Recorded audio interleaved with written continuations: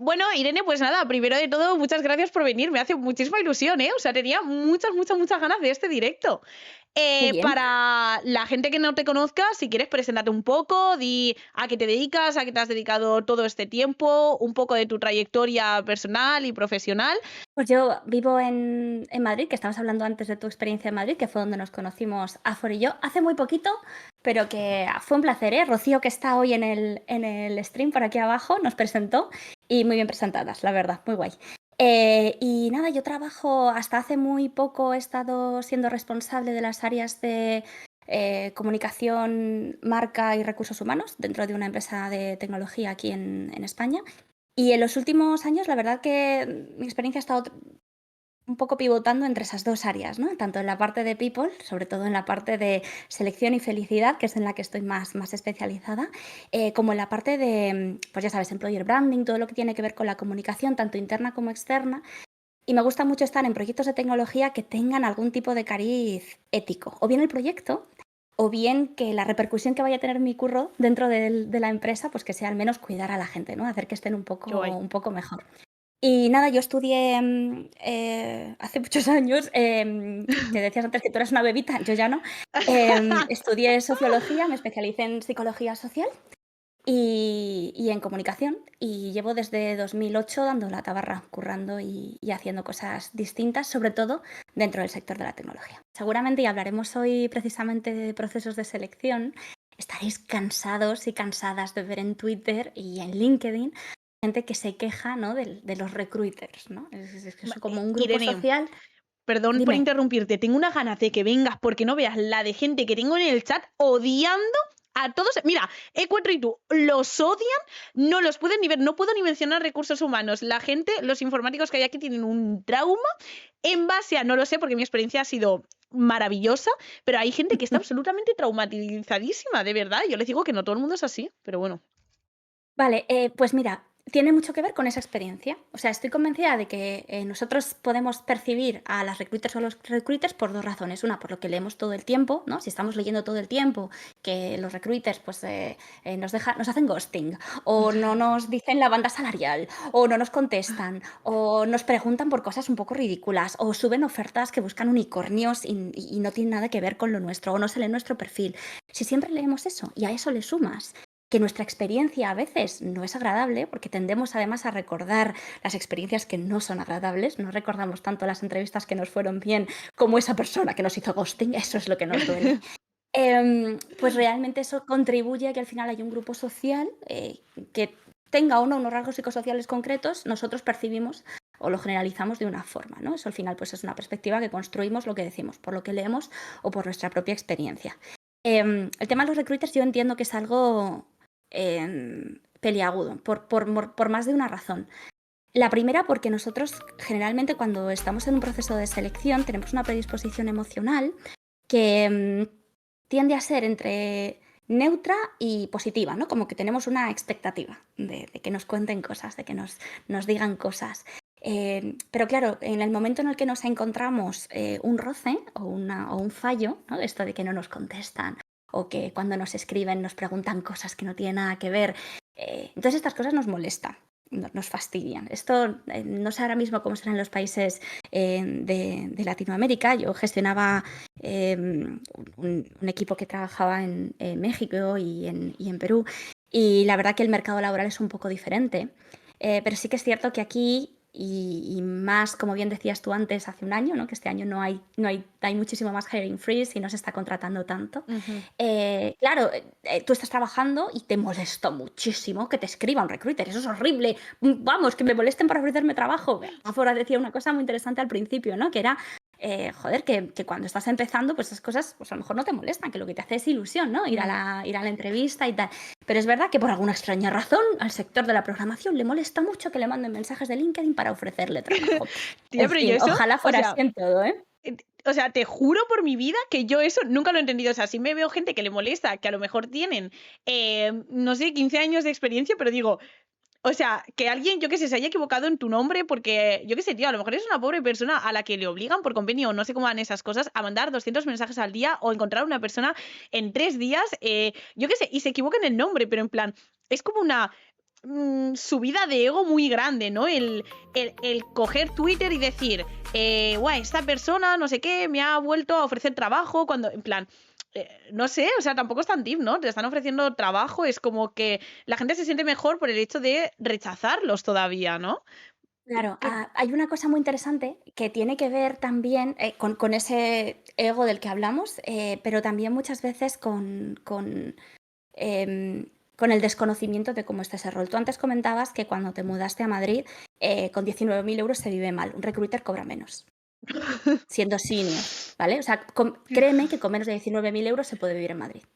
Y gente que tiene bastantes años de experiencia. Entonces, estamos hablando de que hay personas a las que les ponen como objetivo mandar X mensajes al mes o a la semana, que tienen que presentar a tantos candidatos o candidatas en X tiempo.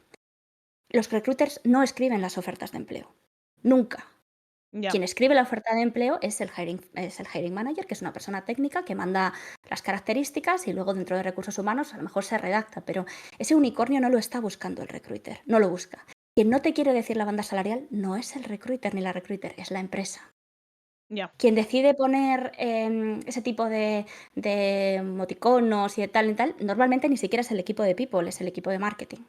Entonces, yo creo que aquí ocurre que como el recruiter es el mensajero, matamos al mensajero. Y no tenemos ni puta idea de lo que hay detrás. Y eso es muy jodido, ¿no? O sea, que muchas veces cuando se equivocan en nuestro nombre es porque están mandando tantos a la vez que ni siquiera se han leído tu perfil.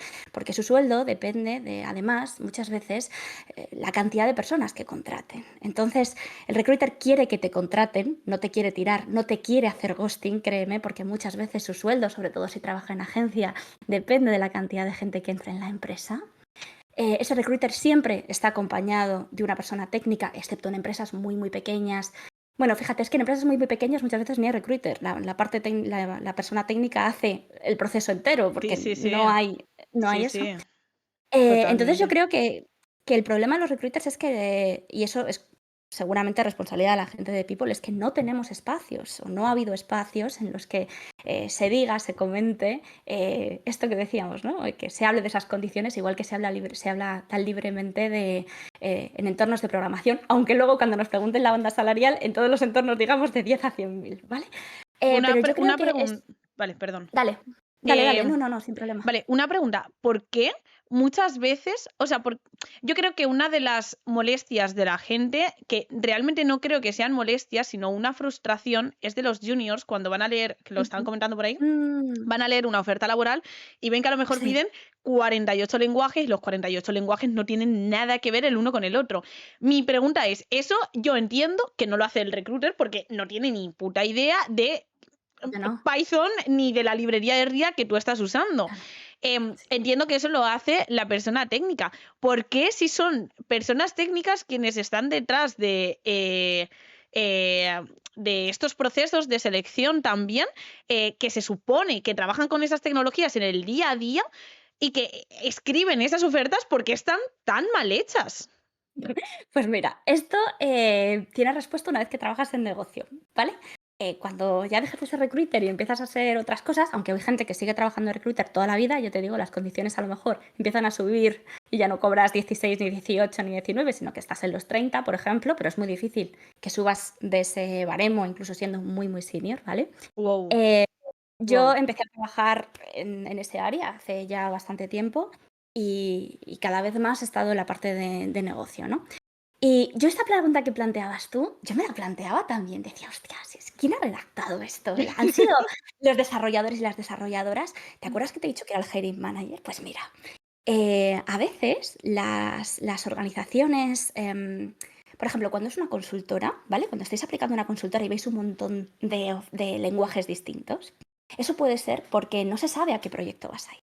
Entonces yo pido un montón de lenguajes para que me digas, bueno, pues de todos estos que te he pedido, tú te manejas con Node, te manejas con JavaScript, te manejas con React, pero no has tocado Golang en tu puta vida, Tete. Y aún así, está en la puta descripción, no entiendes por qué. Y muchas veces ni siquiera te lo van a pedir después. Por eso está bien que a veces apliquemos a los roles, aunque no conozcamos el 100% de las cosas, sobre todo si es un perfil junior. Si no es un perfil junior, pues habrá que verlo de otra forma, ¿no? Si cuando lo que se busca en la oferta es un perfil junior. Pero en producto también ocurre a veces que se piden de repente cosas terroríficas. O sea, yo he visto empresas de producto, startups que son una puta inmobiliaria con 1000 visitas al día a su página web, que tienen una infra detrás de la hostia, con una microservicios por todas partes, y que dices, esto no tiene ningún sentido, estás haciendo un open engineering sin ningún sentido. ¿Por qué en la oferta me estás pidiendo esto? Y te dicen, porque si yo quiero vender esta oferta mañana, esta empresa mañana, tengo que dar la sensación de que tengo a gente de la hostia aquí. Primero, para que los inversores vean qué tipo de perfiles estoy buscando y que sepan o piensen que esos son los que tengo dentro. Y dos, para que tú te mueras por trabajar aquí, porque pienses que es un sitio súper molón. Entonces, os dais cuenta como al final hay muchas cosas detrás, que esto ni lo piensas, piensas muchas veces, bueno, pues se están tirando el pisto, sí, pero casi siempre hay una razón. Yo hay muchas razones que todavía desconozco, porque no me ha dado tiempo a conocerlas, porque no estoy en el área de negocio adecuado, ¿no?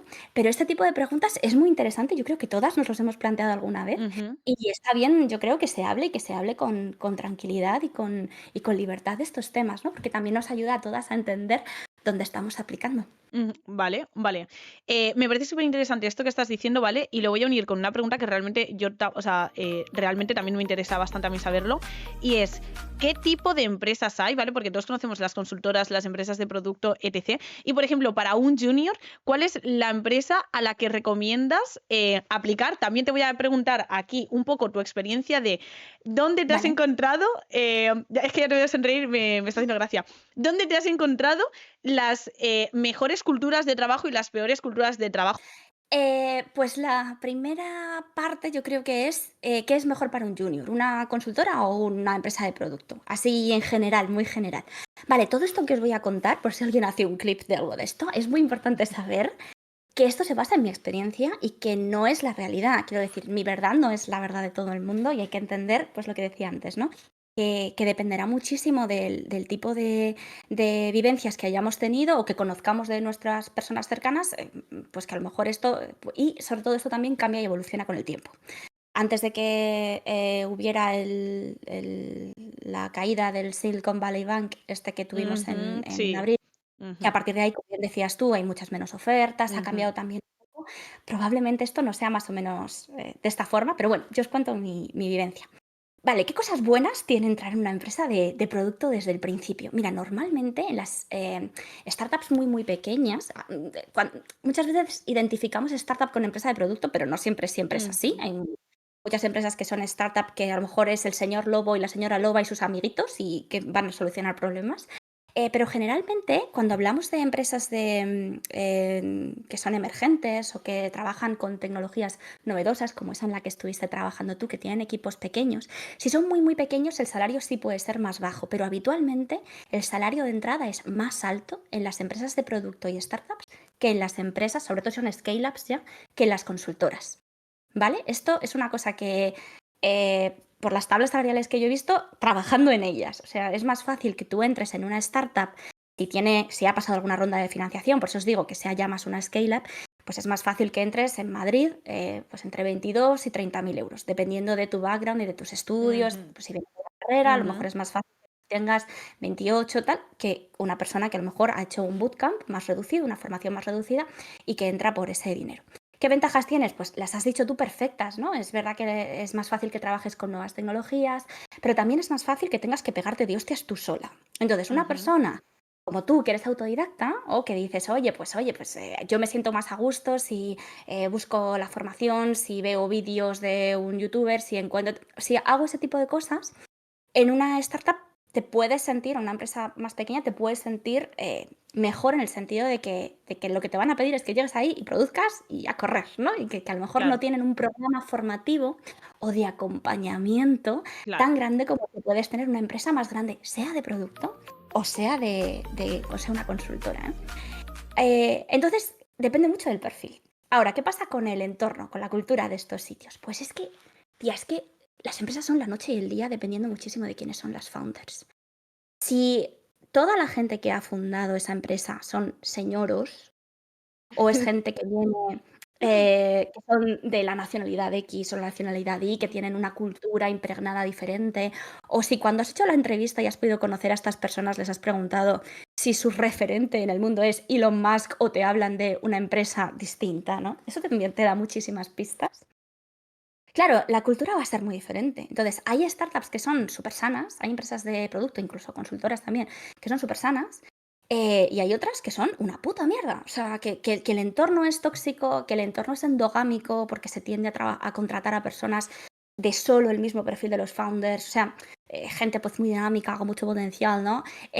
O personas en otra línea diferente, ¿no? Por eso es tan importante conocer dónde te estás metiendo y con quién vas a codear o con quién te vas a tomar el café todos los días. Al final esto es fundamental.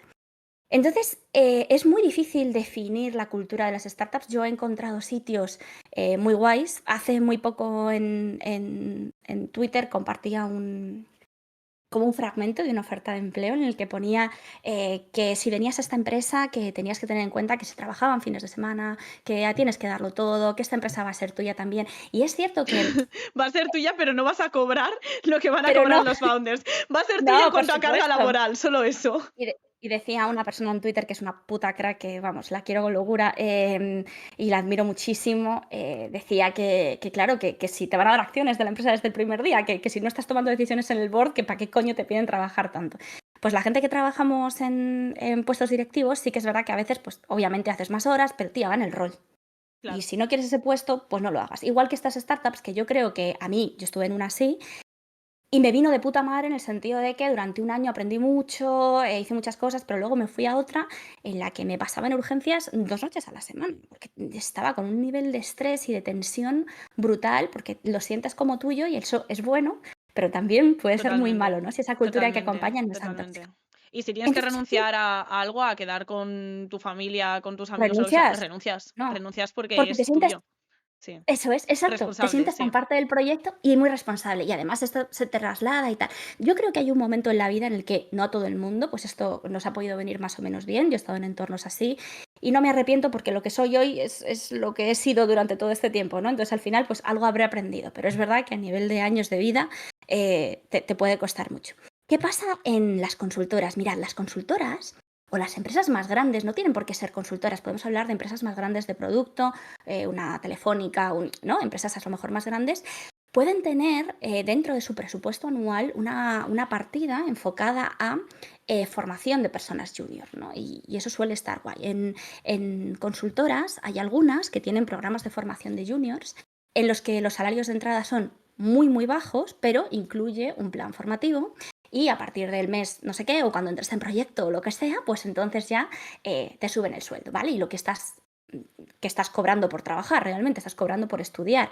Esa parte está bien, sobre todo porque estas empresas normalmente no te ponen directamente en un proyecto, te ponen en un pool que se llama, ¿no? Que es un espacio en el que no esperan que produzcan, solo que aprendas para luego más adelante lanzarte ya a un proyecto real. Esto en Perdona, las empresas pequeñas, dime. ¿cuánto tarda, porque va relacionado, cuánto tarda una persona que acaba de ser contratada como junior, ¿vale? En ser productiva? Porque yo he escuchado de 3 meses a 6 meses, a que hasta que tú le salgas rentable a la empresa en la que entras, Sí. o sea, pasa bastante tiempo, rollo, como que hay gente como que pasa un montón de ansiedad, rollo, me acaban de contratar hace 2 semanas y como que soy una pérdida para la empresa y es como, Vale, eso es un sí, problema de la empresa, eso no es tu problema. O sea, esto, vamos a ver si nos mentalizamos ya de una vez. Quiero decir, si la empresa ha decidido contratarte y al final decide que no encajas o que no vales, ya te echará. Tu trabajo es intentar ser productivo, pero no obsesionarte con ser productivo. Eso es un problema de recursos humanos. Recursos humanos se obsesionará con quién está siendo o quién no, qué podemos hacer, cómo podemos formar o si tenemos que tomar una decisión. Normalmente no es solo recursos humanos, también es tu manager. Pero de verdad, cuando una persona entra en un sitio, lo que hay que hacer es centrarse en aprender lo antes posible, en sentirse cómoda o cómodo y encontrarte en un espacio en el que realmente sientas que, bueno, pues que estás aportando, entendiendo que trabajar es trabajar. A mí me flipa mi trabajo, me encanta lo que hago, pero es trabajar. Cuando suena el despertador por la mañana, me encantaría quedarme en la cama, casi todos los días. Claro, cuando mi trabajo de ese día es ir a un evento, pues a lo mejor me apetece un poco más, pero al evento número, pues yo qué sé, al 24º del año en el que te has tenido que coger un avión o te has ido no sé dónde, estás hasta el coño de los eventos ya. Y no pasa nada, es trabajo. ¿Yo tengo que tener miedo de no ser productiva? Hombre, sí, porque yo soy una persona, ya te digo, que me siento, me pongo mucho la camiseta del sitio, pero de verdad, yo sé que esto del capitalismo es una cosa muy chunga, que necesitamos el salario para trabajar y que todos tenemos que intentar efectivamente, pues rendir con la empresa. Pero si en algún momento alguien os dice que no estáis siendo productivos, os van a avisar. Quiero decir, o sea, la empresa os lo va a decir. Tomadlo en serio, si alguien nos da un toque, si alguien nos da un warning, por supuesto, esas cosas las tenemos que escuchar, pero no os obsesionéis con eso desde el día cero, porque es muy difícil crecer. Esto de la profecía autocumplida que te he oído decir alguna vez, es muy jodido también cuando tienes este problema. ¿Cuánto tiempo tardamos en ser productivas? Pues mira, depende muchísimo del proyecto. Yo he trabajado con... Estas cosas son horribles, ¿no? Esto es más del área operativa que de recursos humanos. Estos recursos humanos normalmente no lo ve. Pero o sea, la tabla salarial más el día, cuántos días llevas trabajando, qué salario tienes, en una consultora, pues qué tarifa estás teniendo, cuál es el margen que tenemos. Las tarifas en las consultoras están entre un 4% si son muy ajustadas, o sea, la empresa gana un 4% de tu salario normalmente sobre lo que estás, y hasta el, no sé, 20 y tantos, 30 y tantos por ciento, en casos muy extraordinarios, un 40 y tantos por ciento. Depende mucho del Wow, perfil, que a veces pensamos que son 400%, no es tanto, no es wow, tanto, ¿vale? wow. Y hay perfiles, hay personas que imagínate que tú entras en una consultora, ¿vale? Y hablo de consultora porque es muy fácil ver la tarifa. Cuando ves una tarifa es que es sencillísimo hacer ese cambio. Y dices, coño, pues ese gap que yo he tenido porque han invertido en mí, yo he estado 6 meses parada porque no he podido entrar en ningún proyecto y luego he entrado con una tarifa tan pequeña que no sobrevive el salario, ha tardado 2 años en ser productiva. Si sigues ahí es porque a la empresa le interesa. Si no, ya te habría hecho. Y a veces, en una empresa de producto es mucho más difícil saber esto, porque las empresas Sí, de producto, la mayoría de las empresas de producto que conozquéis, dan pérdidas todas, ya, todas. ya. O sea, pérdidas muy tochas, pérdidas de, bueno, este año hemos perdido 40 millones de euros, este año hemos perdido 28, pero de verdad, o sea, pensáis que... No, no, no, no, no. Es que es literal Estas en... así. Todas las empresas de Total, producto son todas literal así. estas aplicaciones que tenéis en el teléfono para pedir comida o para pedir que os acerque un coche, pérdidas, ni una ha dado putos beneficios, ni una, ni una, Ya, pero ni esto es una. como. Entonces, ¿cómo se justifica tu salario? Pues porque hay un board detrás, porque hay un equipo de inversión que decide que tú sigas ahí y tú estás aportando los 60.000 euros, José Manuel, que te estás llevando todos los años. Pues a lo mejor no, a lo mejor no. Tampoco se nos tiene que subir a la cabeza, pero ese no es tu puto problema. Es el de la empresa. Ya. Entonces, es muy difícil contestar a cuándo empiezo a ser productiva. Es que depende muchísimo del proyecto y hay veces que no lo vas a ser nunca.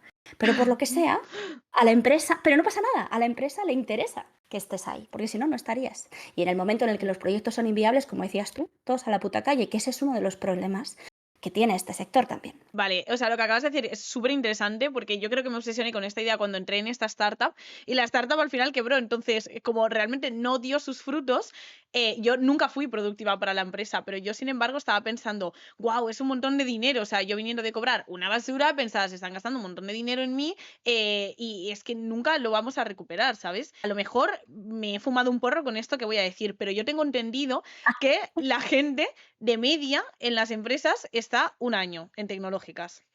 Yo tenía una charla de esto y es que ahora no me acuerdo de qué año era. No sé si era de 2018 o 2019, creo que justo antes de la pandemia. La media en las empresas GAFA son Google, Amazon, Facebook y Ah, Apple, que es como las FANG, las las GAFA. conozco yo. Vale, mejor, mucho mejor que GAFA. Vale. Bueno, pues en estas era 1,2 años.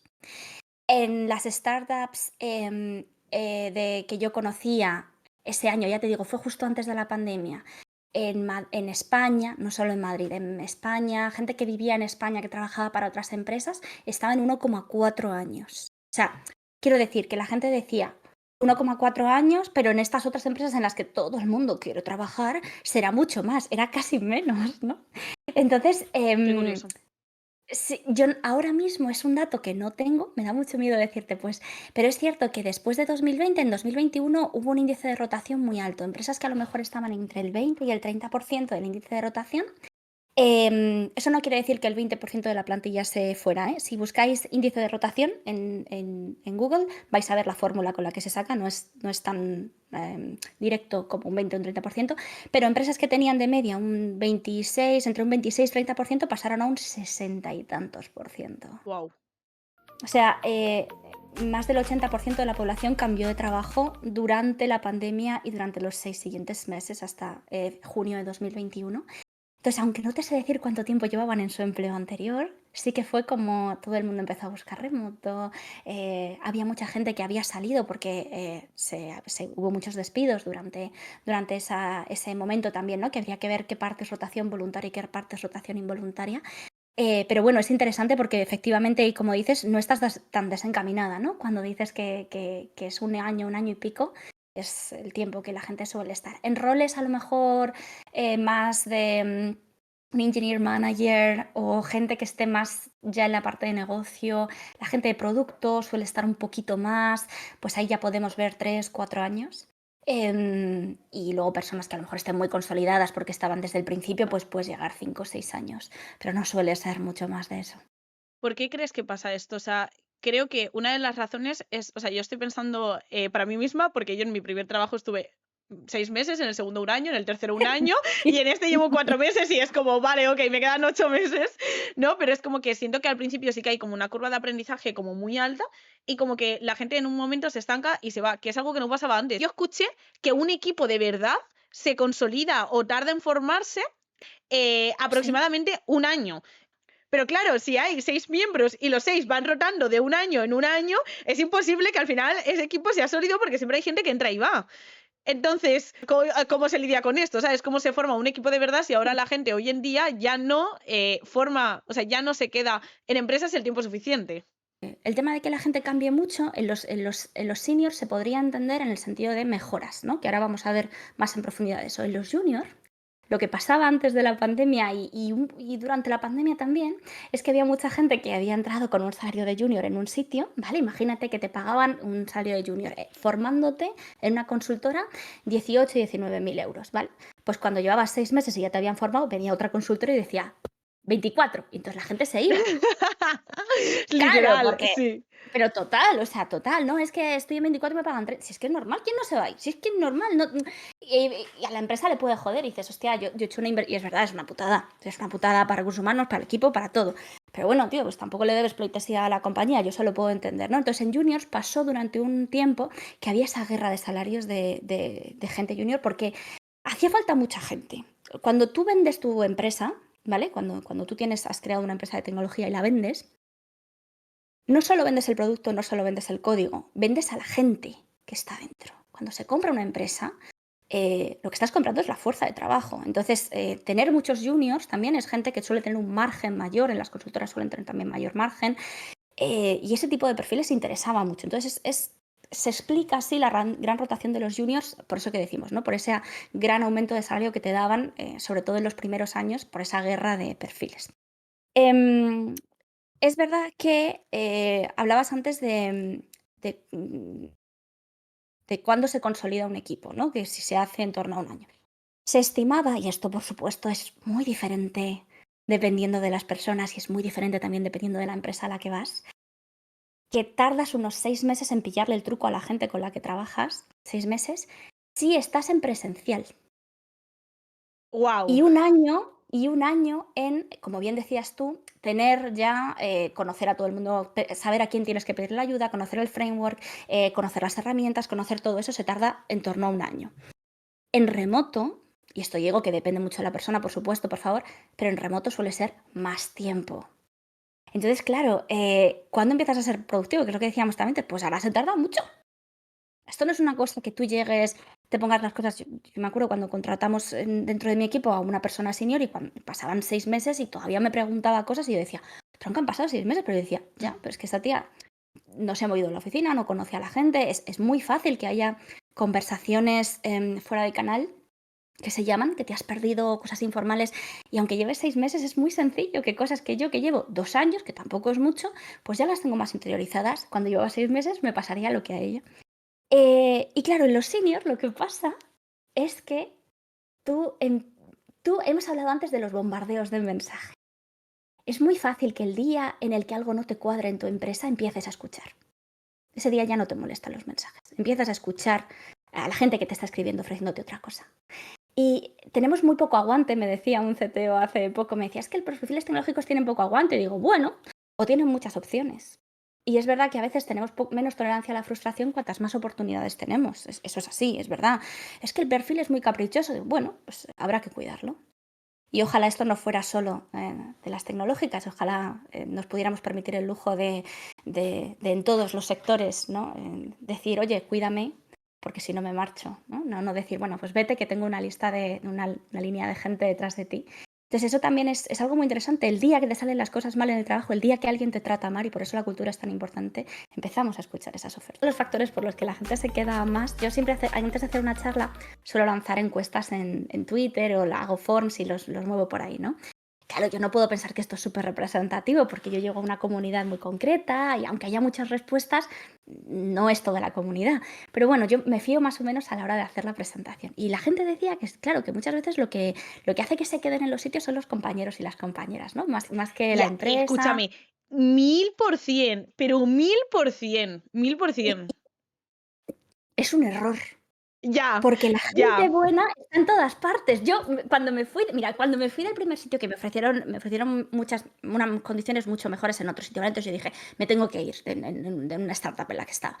Tía, yo decía, ¿cómo me voy a ir con esta gente tan maja? Que cuando fui a la otra dije, hostia puta, si es que aquí la gente es majísima también. Y yo pensaba que no, claro, yo pensaba que no. Entonces, pero es cierto que hay muchas más cosas que hacen que te quedes. Por un día solo, pues si eres gilipollas te vas, pero la mayoría de la gente no se va solo por esa movida. Suele ser más un sumatorio de cosas. Mira, estoy muy enfadada por la cantidad de cosas que estoy viendo de síndrome del impostor y de la impostora, sin ser eso, sin ser nada de eso. O sea, de verdad te lo digo. Esto, si quieres, lo hablamos otro día, pero estoy muy enfadada. Entonces, utilizar este término de una manera tan gratuita y haciendo que se devalúe tanto, un síndrome es algo alargado y prolongado en el tiempo.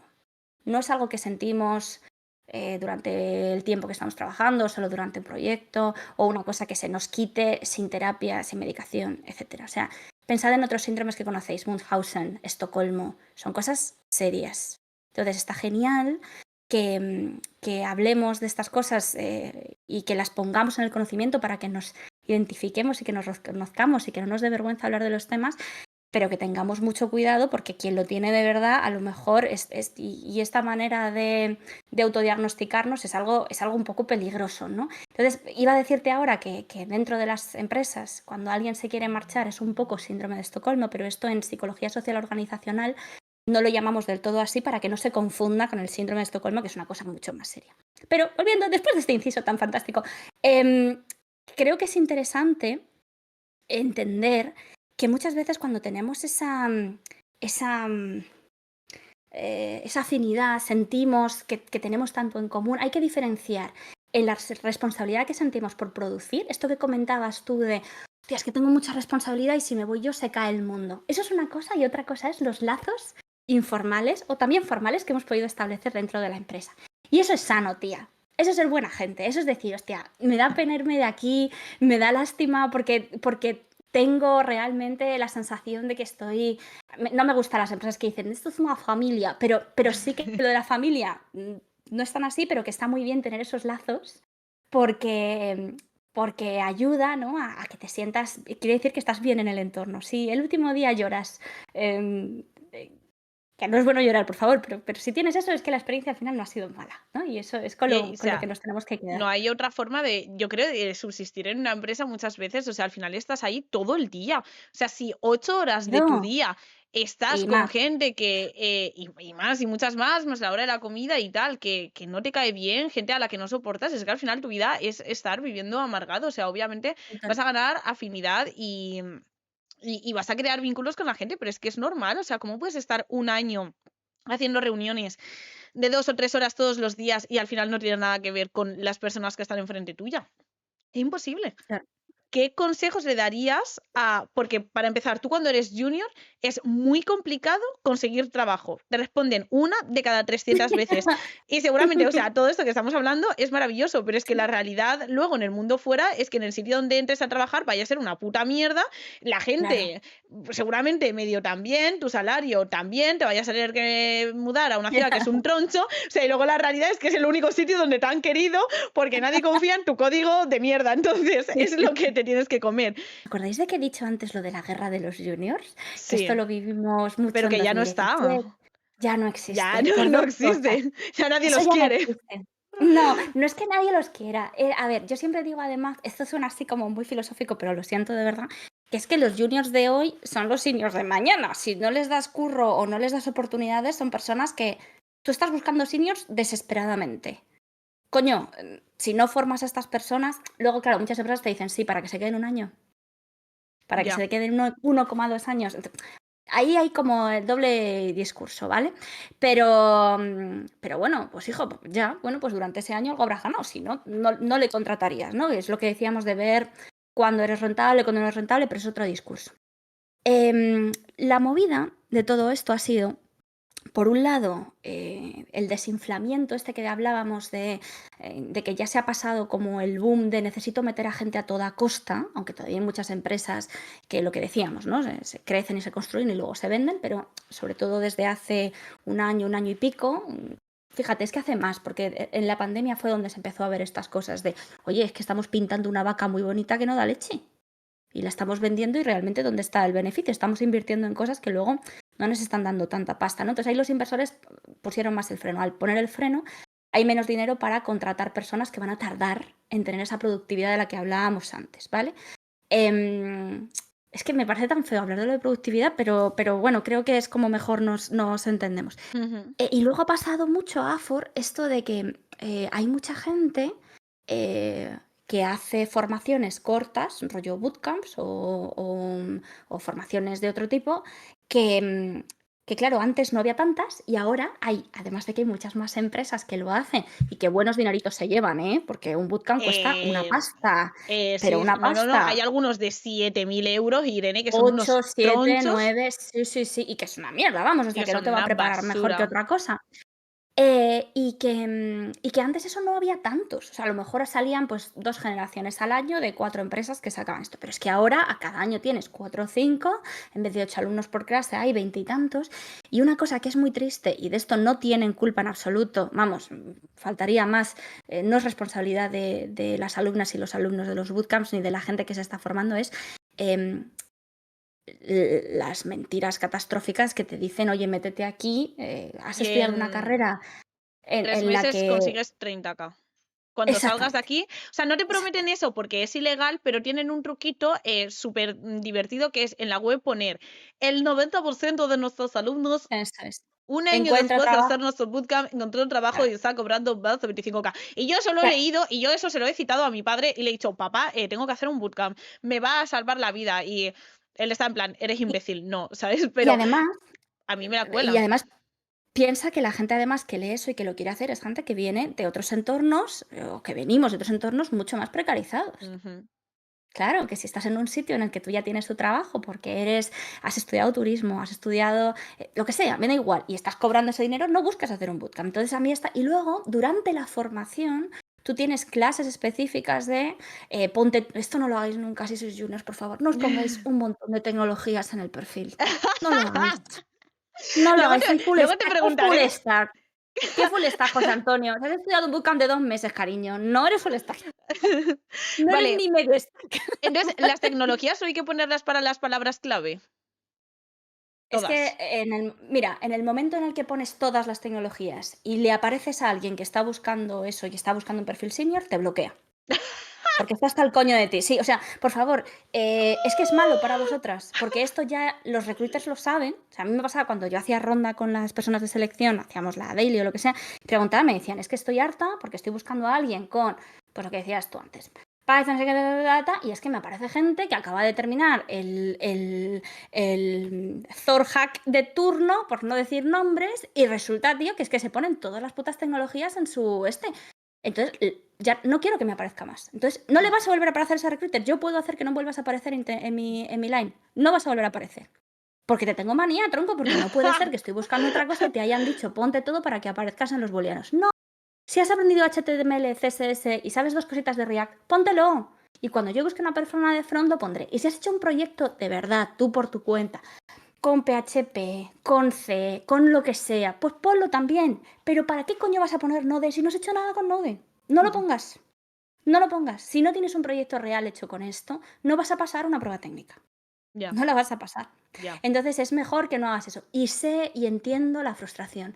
Todos hemos sido juniors. Y si yo estoy aquí, porque alguien me dio la oportunidad. Entonces, yo tiro mucho de eso. Cuando eres junior, muchas veces se valora más las ganas, el interés por aprender, que ese conocimiento técnico real, ¿no? Tienes que tener una base, porque si no, soltarte ante lo desconocido, pues siempre te va a costar muchísimo más que si no tienes esa formación. Y la formación autodidacta es perfectamente válida, perfectamente válida.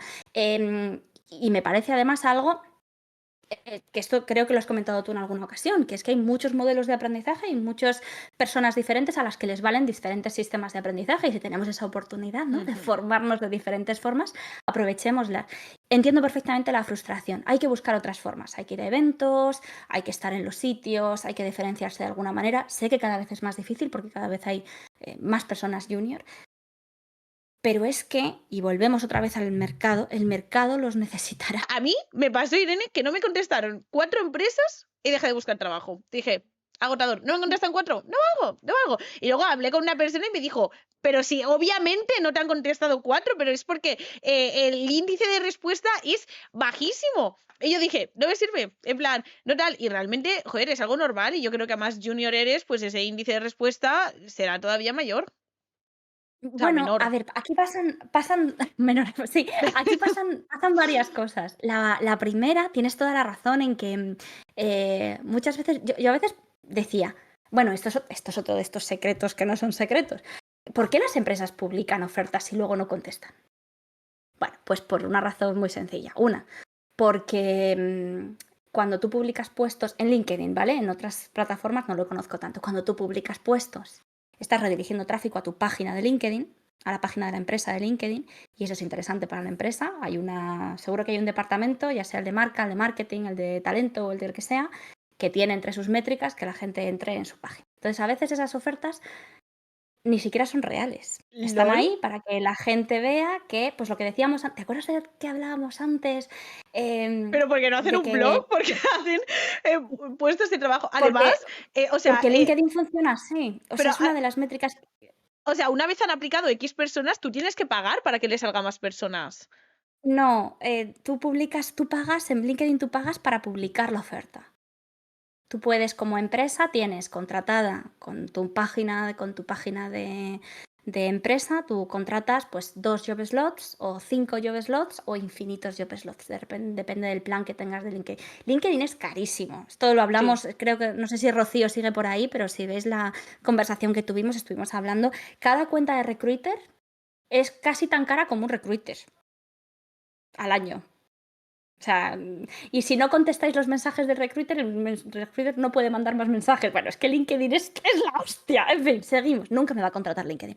Entonces, cuando yo como empresa, ¿vale? Imagínate que soy la empresa Gatetesfy. Gatetesfy tiene una página de empresa en LinkedIn en la que pone, pues somos Gatetesfy, somos una gran familia, vas a trabajar un montón, tenemos pizzas y futbolín, ¿vale? Muy 2016 todo.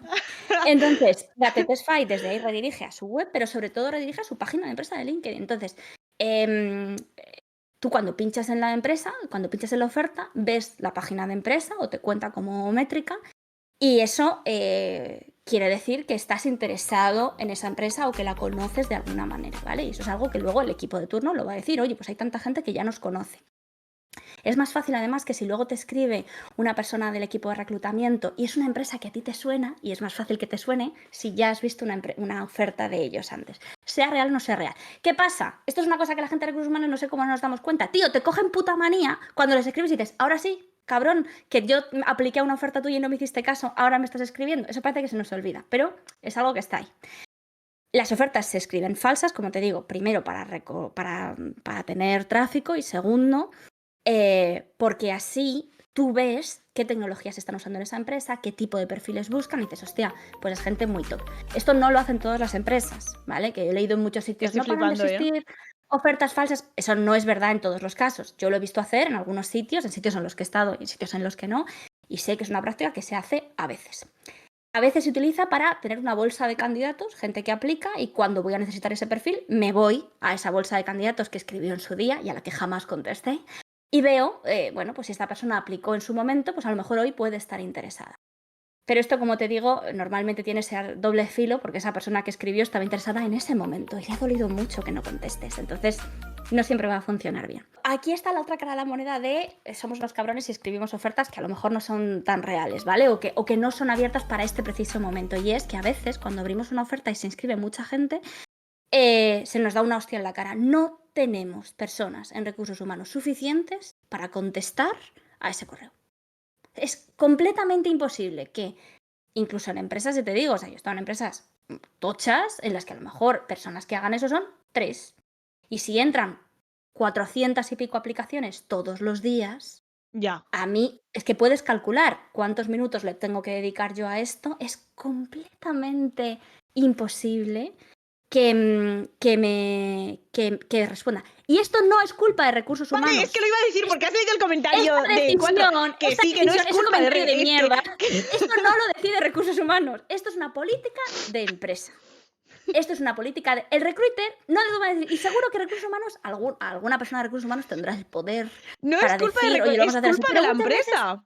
es culpa Es ¿Y la empresa quién es? Pues es negocio, es business, es growth, a veces es recursos humanos. Pero desde luego no es el recruiter que te ha escrito. No es la persona que te ha escrito. Esa persona no decide... no decide no tener más compañeros y estar explotada por 20.000 euros al año. O sea, es que no lo decide recursos humanos. Vamos a dejar... ¿Y hay gente de recursos humanos que es gilipollas? ¡Claro que sí! ¡Claro que sí! ¿Hay gente de recursos humanos que no tiene corazón? ¡Claro que sí! Pero también la hay en los equipos de infraestructura, también lo hay en los equipos de cloud y también los hay en los de desarrollo web. Entonces, vamos a dejarnos de Y en tonterías. los de desarrollo web un montón. Yo he encontrado más tronchos en Claro, desarrollo web que en coño. recursos humanos. Que la gente que hay ahí es para escribir un libro. Pregunta para esta noche respecto al LinkedIn. En el caso de personas que estamos estudiando ahora mismo y acabaremos las prácticas, ¿qué importante es poner las habilidades o experiencia de anteriores trabajos? Porque en mi caso trabajaba en un sector totalmente diferente con muchas responsabilidades, pero nada tiene que ver con la programación. Aquí quiere decir, por ejemplo, que una persona antes era camarera y que si eso tiene algún sentido ponerlo en LinkedIn o no, ¿vale? Creo que si tenías muchas responsabilidades en ese rol anterior y estás aplicando un rol de responsabilidad, tiene sentido ponerlo. Porque si tú ya has gestionado personas, bueno, pues es suficiente. A lo mejor me da igual que las hayas gestionado en un entorno de hostelería, por ejemplo, a lo mejor ahora también me interesa. Si es porque estás cambiando totalmente de sector, imagínate, ¿no? Que antes estabas, lo que decíamos, en un sector de hostelería o eras psicóloga o psicólogo o trabajabas como ingeniera, yo qué sé, pues agrónoma o agrónomo, me da igual. Y ahora de repente estás cambiando de rol. A mí sí me gusta conocer el background de las personas a las que... Es que ya hago muy pocas entrevistas, pero me gusta conocer el background de la gente a la que conozco, a la gente que incorpora a los equipos o a la gente que entrevisto también. Vale. Eso es. Irene, por favor, te voy a pedir qué se espera de una persona que ponga en la descripción o en el sobre mí. Todos son iguales, todos son el mismo, todos son... Soy una apasionada de la programación, me gusta informática desde que tengo 3 meses, programo desde que tengo 5 años, todos tienen un banner de un teclado que además es exactamente el mismo y un troncho de código donde pone bar X es igual a no sé qué y luego como que para empezar, o tiene faltas de ortografía o está hecha con ChatGPT y te meten un troncho así de grande y al final es como que o sea, es una pregunta que al final hace muchísimo la gente y es ¿qué se tiene que esperar sobre mí? No me encanta la fotografía y viajar, como a todo el mundo, José Luis, a todo el mundo le gusta viajar, no eres distinto. Mira, odio los gráficos de barra. 6 sobre 10, no, ¿qué es 10? ¿Qué es 10 es que 10? has inventado la No tecnología. Exacto, no pongas, tía, pues la cantidad de gente que sale de Bootcamp HTML 10 sobre 10 o 5 estrellitas. ¿Qué dices? ¿Qué os pasa? ¿Qué os pasa? ¿No?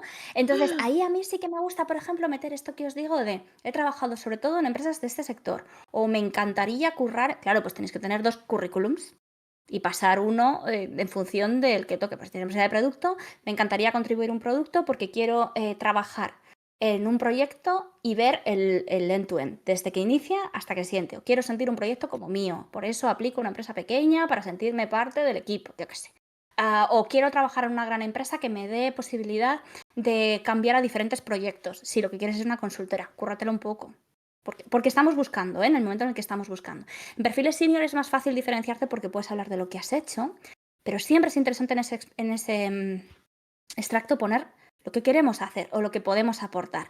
Todas las personas que seáis junior, que vengáis de otros entornos, si habéis trabajado en 3D, lo que decías antes, coño, pues se pone, vengo de este entorno, ta, ta, ta. Porque es muy difícil que las personas tengan la misma historia de vida, pero es muy fácil que todos, como bien decías tú que lo has clavado, lleven programando muchos años, o me interesa a todo el mundo le interesa la cacharrería y ha desmontado el motor de ordenadores y tal, pero hay otras cosas que seguramente sí puedas poner. Y además ese extracto nos empeñamos en hacerlo muy largo. Ya. Muy largo. Pues persona con tantos años de experiencia en el mundo de la programación, que eso es interesante, especializada en Java, microservicios, ya está.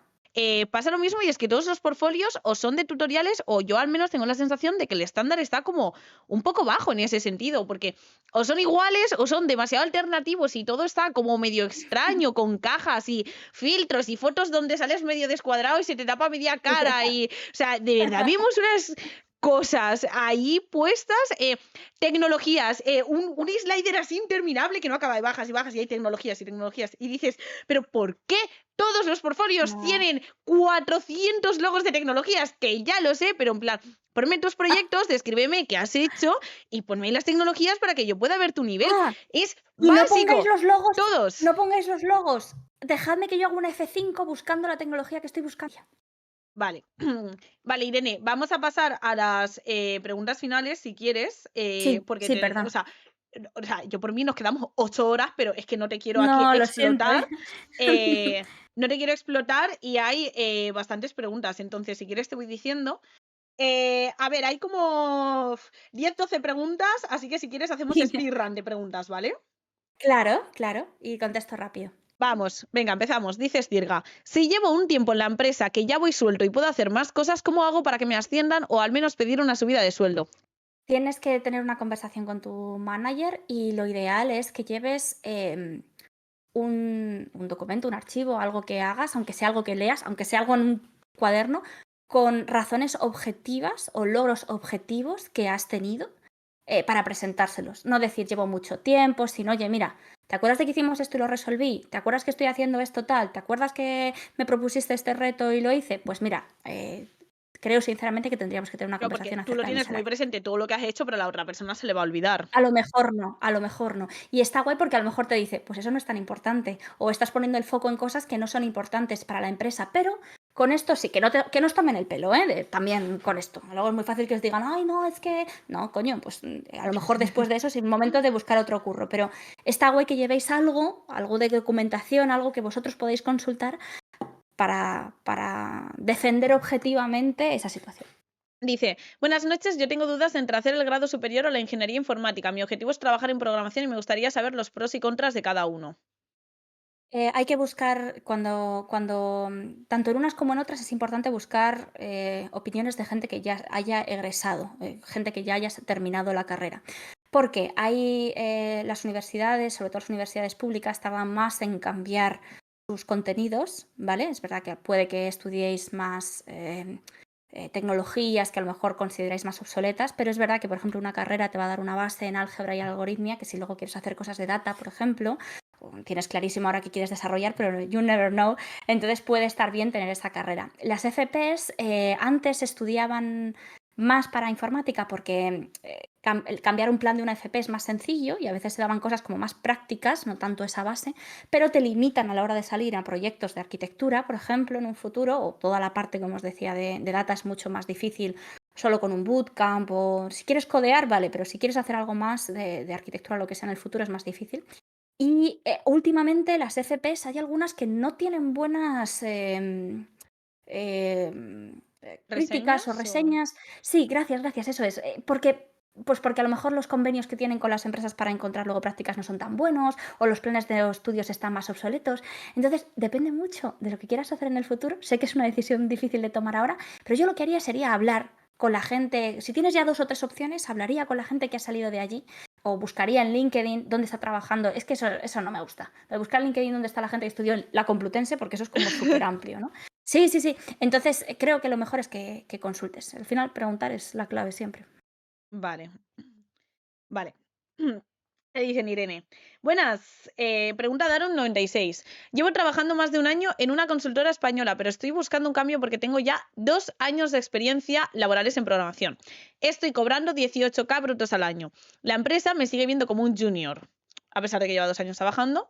El equipo no. Y no tiene pinta de que me vayan a cambiar a corto medio plazo.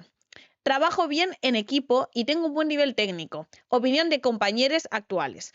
Pero no consigo llegar a las entrevistas técnicas. ¿Cómo debería enfocar la búsqueda? ¿En qué se Mm, suele fijar la gente que recluta? ¿Qué me puede estar penalizando? Gracias. eh, a ver, es que 2 años, quiero decir, ¿cuándo uno es senior? Si vas a trabajar en tu vida 30 y tantos o 40 años. Senior es una persona que lleva 20 años trabajando. Es que en programación enseguida decimos senior con 4 años, ¿no? Junior eres junior con 2 años, igual que yo ahora mismo que llevo 14 años trabajando, no soy super senior, porque me quedan muchos años por currar. Es como lo de las barritas, ¿vale? Entonces, puede pasar que aún así, habiendo trabajado 2 años, trabajes muy bien y curres mucho. Y es difícil, yo entiendo que es difícil porque la gente se va a fijar en el número de años que trabajas y no tanto en lo que has contribuido o lo que esa percepción de las compañeras, ¿no? Entonces, tengo la sensación de que puede ser una buena opción moverte en la comunidad, porque eso siempre ayuda, sobre todo si ya sientes que esa parte se está valorando, yo me movería más en la comunidad porque es más fácil que alguien técnico pase tu CV. Esto que comentábamos a Feo y yo de que no solo que te encuentra la gente y esto vale para cualquiera que Literal, preguntéis, ¿eh? literal. No es solo que la gente de te encuentre, sino que alguien le diga, oye, mira, he conocido a esta persona o he visto a esta persona en su GitHub o su tal, ¿por qué no le entrevistáis o por qué no le veis? Eso no es chufismo, eso es tener una conexión. Si no eres Literal, bueno, no te van a contratar, o si no eres buena, literal. no te van a mantener en un sitio. Pero a Exacto. veces hace falta eso. Entonces, seguro que si estás ahí, 18.000 euros, no sé si estás trabajando en Madrid o no. Si es en Madrid, es un salario bajito. 2 años, como bien dices, a lo mejor no es súper senior, pero ya deberían haberte subido el En sueldo un poco Castellón es un más, ¿no? super salario. Esto es. ¿Podríais abordar el tema de la edad, más de 40?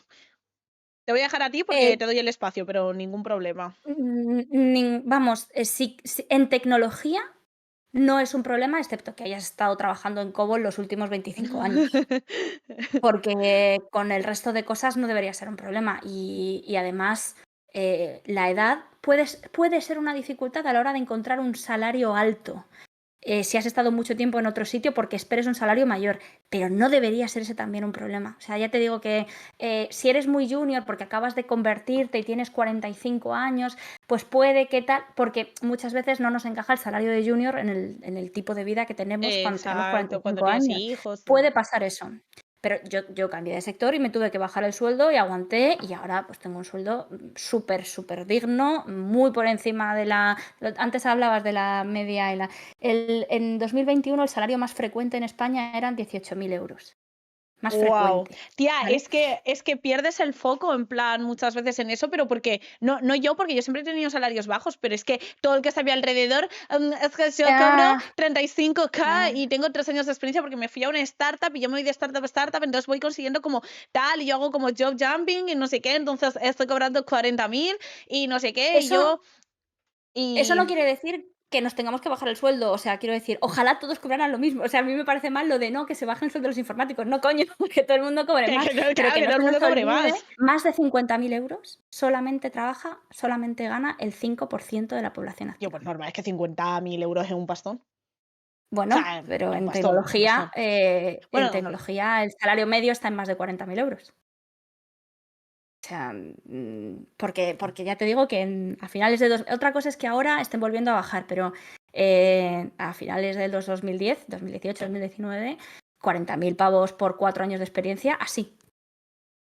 ¿cuánto es el tiempo promedio que dura un proceso de selección? Duré en unos 6 meses, ¡damn! Y terminaron diciéndome que no porque no tenían ya vacantes. La madre que los Pero parió. esta O persona, sea, yo Mancera, creo que es de LATAM. esto, mira, corazón, pregunta al principio del todo y que te digan cuántas fases tiene. Porque es que procesos de selección que yo me acuerdo que en una empresa hace tiempo, ¿no? En la que yo no entré a trabajar y era para llevar los procesos de selección y me dijeron, tienes que seguir el modelo, era una empresa que tenía sede en Estados Unidos y el modelo de selección venía impuesto por Estados Unidos. Y eran 7 putas fases, más luego 2 pruebas técnicas tochadas, o sea, que eran 7, que eran 9 Qué fases. barbaridad, No, qué barbaridad. que no, claro, ¿cómo luego no vas a estar 9 putos meses buscando una persona? Si es que no tiene sentido, no tiene sentido. Entonces, de verdad, que os lean esta información, igual que el salario, os lo tienen que dar en la primera puta llamada, en la primera llamada. Ya, Y si no antes os de lo hacer quiere la dar el prueba recruiter, técnica. decirle, pues no seguimos, antes de perder un solo minuto de vuestra vida, en ese mensaje de LinkedIn. Y si os dicen, es política de la empresa, decir, dile, no continúo en el proceso porque no me das esta información. Entiendo que no es tu culpa, recruiter, entiendo que esto te lo están diciendo desde arriba, pero no voy a perder tiempo. No lo voy a perder, ni el tuyo tampoco. Porque a lo mejor cuando terminemos te pido 38 y tú estás dispuesto a pagar hasta 25. O te pido 72 y tú estás dispuesto a pagar hasta 50. Entonces, por favor, si tenéis el más mínimo atisbo de que esto se puede alargar demasiado, yo entiendo que hay procesos que son más complejos y que son más largos. Pero de verdad, huid de estas cosas y decid por qué no lo hacéis. Oye, no lo hago porque esto es muy largo. No lo hago porque me estás mandando una puta prueba Claro. que me va a durar una semana y no me la vas a pagar. No me la vas a pagar, es una vergüenza. Dices, Tirga, se ve muy mal ir cambiando de empleo cada 2 o 3 meses. Hombre, 2 o 3 meses es muy poco, quisir. No Es es que un no te han año, dado ni sí. tiempo. Claro, hombre, otra cosa es que Sí, digas, es bueno, es Tirga, que he sí. durado. En uno he durado muy poco porque la gente era muy cabrona, en otro porque me engañaron. Te puede pasar, ¿eh? O sea, yo estuve en un sitio 5 meses, pero no son 2. Yo estuve en un sitio 5 meses y cuando vi cómo era el percal, huí. Pero te puede pasar 1 o 2 veces. Esto es lo que digas. Si todos los de tu alrededor son gilipollas, a lo mejor el gilipollas eres tú. Pues en este caso, 2 meses, 1 mes, me parece un poco atrevido para cambiar.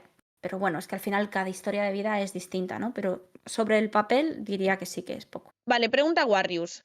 Acabo de salir de una entrevista. Me preguntaron la típica de ¿qué conoces de la empresa? Y habla sobre que los investigue en LinkedIn y los beneficios que viene la oferta. ¿Hay otras formas de responderla?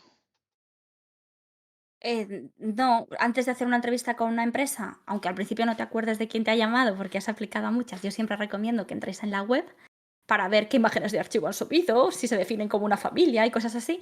Yo siempre buscas un poco de información y lo que has hecho tú está bien. Ver la web de la página de empresa en LinkedIn está guay y si no, navegar un poco en su web. Pero siempre mola que te respondan cuando preguntas, oye, ¿qué sabes de nosotros? Pues mira, he estado echando un vistazo o conozco a alguien dentro que trabaja o... Eso está guay y la forma es la que has hecho. Vale, pregunta Tony. No sé si ha hablado porque he llegado tarde, pero es bueno añadir en el CV actividades o hobbies no tecnológicos, tal vez para ayudar a saber más sobre la persona. Como hemos dicho antes, tened cuidado con estas cosas porque dependes de si la persona que lo lea sea algo que le guste o no. Entonces yo no lo pongo y yo no lo pondría. Dice, ¿es verdad que en tu primer trabajo te sientes como una mierda? Tengo amigos que después de la uni FP me han comentado que se han sentido inútiles en el mundo laboral. Tiempo. Y a veces en el segundo y en el tercero y en el cuarto. Y los primeros meses son, como decía Afor, lo peor. Y te sientes Sí, mal neón, y no sí, sabes es qué normal. hacer. Pero lo guay es, si tienes un entorno que consideras seguro, que te apoyes en las compañeras y en los compañeros y que al final poco a poco lo hagas tuyo. Y si encuentras mucho rechazo o no te sientes cómoda, vuela libre. Vale, te pregunta Estirga, ¿cuáles son las red flags menos evidentes de una empresa? Me encanta esta. A mí también. Y solo se consigue, para darle una respuesta corta, solo se consigue hablando con la gente que ha salido o con la gente que está dentro. Y a veces, mira, en la última charla de Codemotion, que eran las preguntas que tenemos que hacer cuando estamos en el proceso de selección como candidatas, hay un montón de preguntas de estas que te ayudan a conocer cosas de la empresa que no son tan evidentes. Entonces, aunque sea hacerme autopromo, os invito a que la veáis. Sí, de hecho, acaba de pasar Pablito el comando de Irene y tiene ahí su Twitter, su LinkedIn. ¿Y esta charla dónde se Genial. puede encontrar, Irene? Esa está, yo la tengo subida a vamos, en mi Twitter está, a lo mejor está hasta la primera, como el tweet fijado debe de ser esto, que está en la web de Codemotion.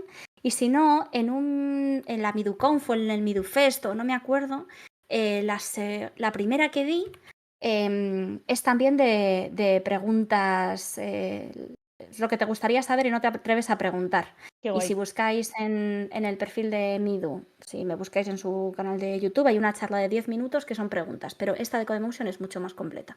Qué Si la guay. queréis ver, os tenéis que loguear, pero es más completa. Y ahí sacamos preguntas de cosas que a lo mejor no son tan fáciles. Pero lo mejor es preguntar, ver por qué se ha ido la gente que se ha ido. Ver si es algo común, si es algo que solamente le ha pasado a una o dos personas. Y esto es lo que realmente te ayuda a identificar esas red flags, ¿eh? Vale, pregunta Agustín. Buenas noches. ¿Ves regular el futuro de los juniors debido a la salida de tantos de los bootcamp? ¿Qué tiempo se estima de contratación para un junior aproximadamente en el mercado? Estando más o menos activo con proyectos y demás. Gracias y saludos. Las personas que salen ahora como junior antes tardaban en encontrar trabajo unos 2 meses.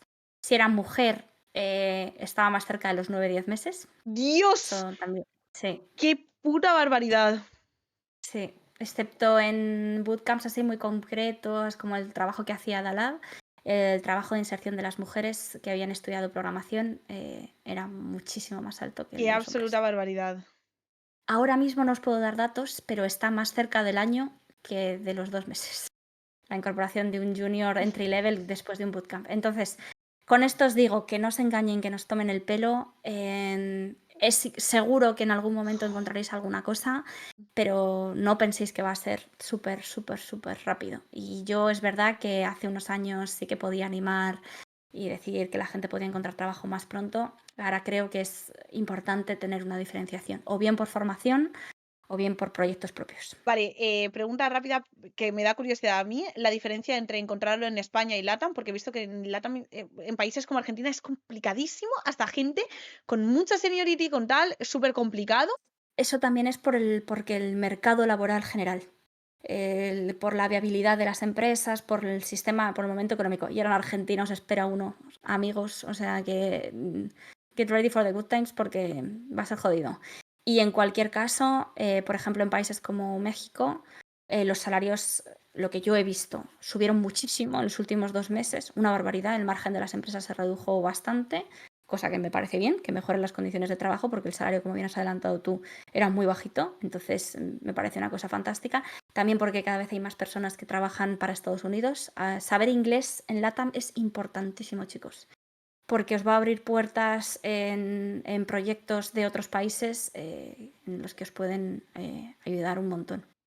Documentación para la gente que pregunta sobre brechas de género y demás. El libro blanco de la mujer en tecnología, que salió en 2019, es muy interesante para esto. Si lo Me lo voy a miráis, Nerea Luis apuntar. contribuyó. El libro blanco de la mujer en tecnología. Es de antes de la pandemia, hay muchas cosas que han cambiado, pero es interesante y tienen datos mucho más fidedignos que los míos. Así que dadle caña sobre todo al inglés, Vale, chicas, que es importante. qué barbaridad. Vale, la última pregunta rapidísima, Irene, ¿cómo sabes si le has caído bien al recruiter si tiene cara de póker? Mira, hay Y una acabamos con pregunta, esto esa. lo decimos en la charla y cerramos, que me parece preciosa. Hay una pregunta que no se debe hacer nunca, que es, ¿lo he hecho bien al final de la entrevista? Porque le ponéis en un compromiso, ¿no? Pero una pregunta que mola mucho, que tiene mucho que ver con saber cómo le has caído al recruiter o cómo ha ido la entrevista, es decirle, oye, si me tiran del proceso, ¿por qué crees que sería? ¿O qué cosa de Claro, esta como entrevista podría preguntarle tus hacerte? defectos, ¿no? En plan, más Claro, que cómo lo he hecho, rollo claro. cosas de mejora, ¿no? ¿Cómo lo he hecho? Nunca, porque la persona a lo mejor te dice que bien, pero a lo mejor luego no te cogen, ¿sabes? O sea, no defiendes. O a lo mejor hay dos entrevistadores y uno les ha encantado y al otro no le has gustado nada. O sea, pueden pasar muchas cosas diferentes. Y además que le pones en un compromiso a esa persona. No puedes preguntar eso, pero sí puedes preguntar, oye, ¿qué gaps crees que puede haber? Porque te va a decir, pues mira, me ha gustado, va a salir de esa persona a decirle lo que sí y te dirá lo que no. Es una forma también de tener feedback antes de tiempo. Si te tiran, ya sabes por dónde puede ir la cosa. Y dependiendo de cómo sea esa conversación con la recruiter o el recruiter, pues verás más o menos si les has encajado o si no le has encajado nada. Ese tipo de cosas. Yo creo que es una buena pregunta que te puede ayudar, aunque ponga cara de póker. Oye, y si es muy seria o es muy serio y no te dice nada, pues ¿qué le vamos a hacer? Ser recruiter no significa que seamos todos súper majos, pero está guay. No tiene por qué dar por sentado que has hecho algo mal, sino decir, oye, ¿hay algo de esta entrevista que crees que puedo hacer? ¿Hay algo dentro de la entrevista? Porque a lo mejor no es qué de esta entrevista, sino ¿hay algo de esta entrevista que crees que pueda hacer que no termine de encajar en el rol o que no me encaje el rol en lo que yo te he contado? Porque a veces es la empresa la que no te encaja a ti, ¿no? Y os puede ayudar, os puede ayudar. Muchas gracias, Irene, por estar aquí 3 horas y Encantada de media, pasarme. un Nada, martes. por favor. Vale, chicos, muy bien, así quiero ver Hamtafors y quiero ver corazoncitos en el chat, quiero ver de todo, quiero ver de todo. Que vaya bien, muy bien. Chicos, amor, amor a los invitados que vienen, que si no luego no quieren volver a venir conmigo, por favor, vamos a darles amorcito, amor, a Irene.